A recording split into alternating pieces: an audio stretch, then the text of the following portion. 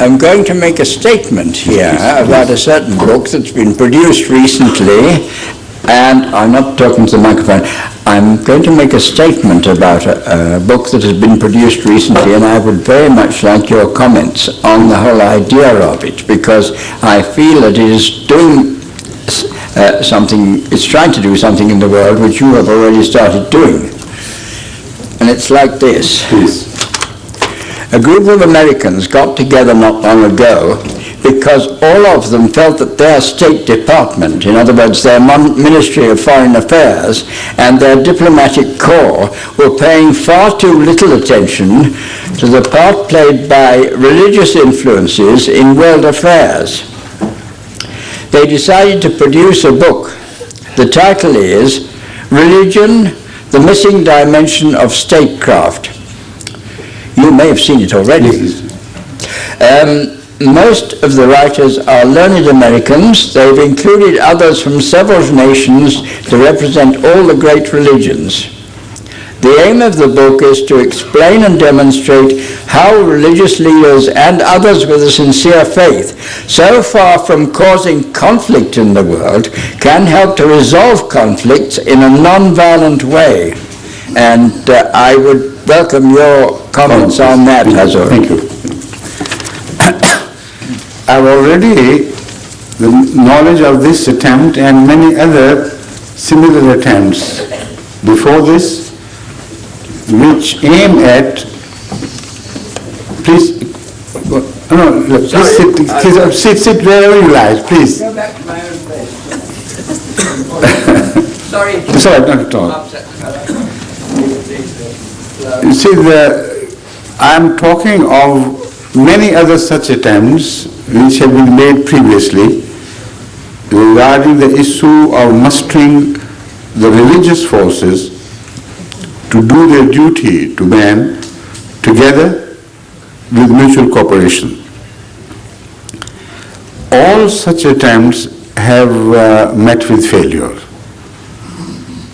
In the recent history, we know His Holiness the Pope made this announcement long ago, around 12 years maybe, the then living Pope I'm talking about, who invited the whole world of Islam to the commonality of belief in God, and drew their attention to the fact that the world of believers is at war with the world of non-believers.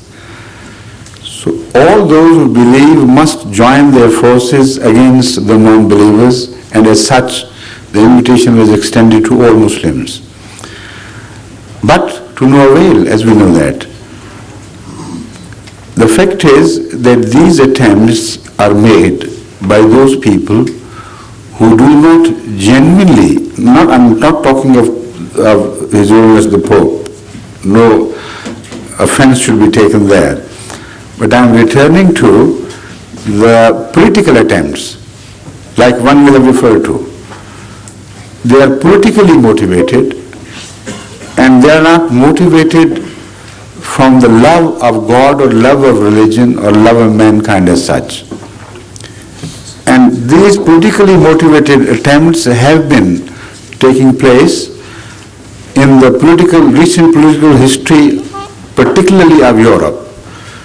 In different forms and different ways, politics have always been interested in mustering religious sentiments to support their political philosophy or political order.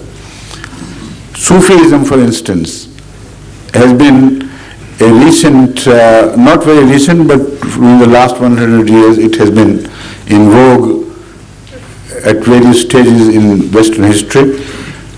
But those who have studied it, they know that it was always implied by political powers to gain certain political advantages. I don't want to go into all the details of this, but in answer to your question, my observation is that this is only a political attempt which is bound to fail, because in religious history, we always find an urge for peace and urge for love and spread of the message of God, always motivated by the love of God. If that is the condition fulfilled, even by the authors of this book, then I have no doubt that this will succeed. But I know these people, I know their attempts, I know the motivating factors which are obvious in fact. They are not moored in the love of God. They are political solutions to some problems which they confront today. And political solutions do not apply to religion, and religious blessing is not automatically extended to political seekers of peace.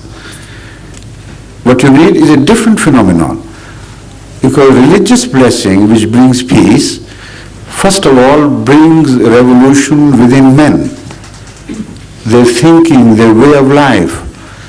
New people are born from within the old people, and it is those who can bring about a religious revolution or moral revolution or bring about peace for man as whole.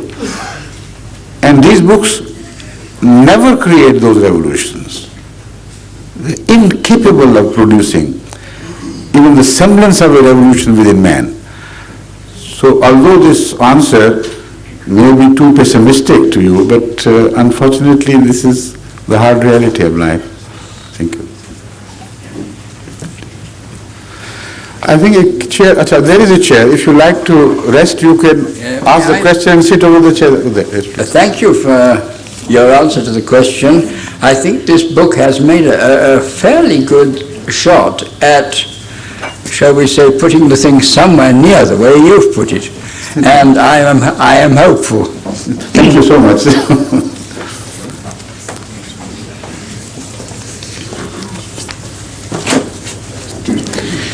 Sat Sri Akal, and my respectful greetings to you. Thank you, everybody. It's a pleasure to see you again.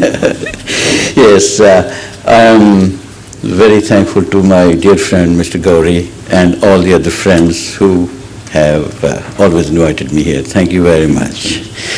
With profound respect to Islam and all religions which I do, I've got two small questions, although I never indulge myself in religious discussions, but there are 2 points which I would like to know from you, you being most learned around here.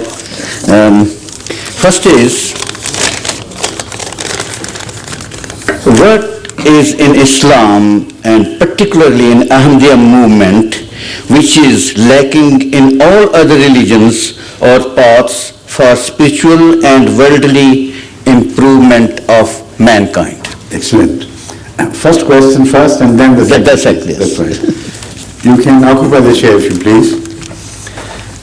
I have written a small article, or rather in fact it is a short address I gave somewhere in Australia or somewhere, which dealt with this very question, the distinctive features of Islam. And there I have not only presented one, but I have presented quite a few features which, with reference to the Holy Quran, with reference to the other holy books, I have presented as unique, which are not shared by other religions. Now, that can be read, of course. Somebody, some friend of yours, Gauri Sahib, would present you with that small booklet or a pamphlet. But what I point out here is the principal issue of there being a distinction in one religion against other.